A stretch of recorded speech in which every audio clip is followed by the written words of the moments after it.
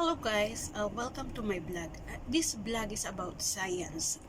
Isa sa aking mga relatives ang napagtanungan ko na interview ko kung bakit sa palagay niya at sa tingin niya na ang mga mountain, valleys, ridges, and volcanoes, they form. So why? Ito po ang kanyang naisagot. So watch and learn.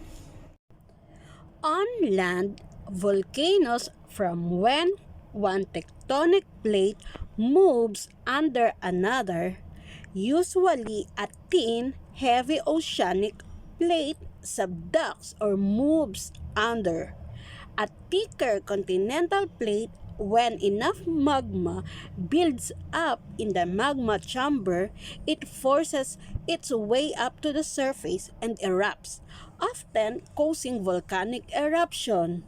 Thanks for watching! Bye-bye!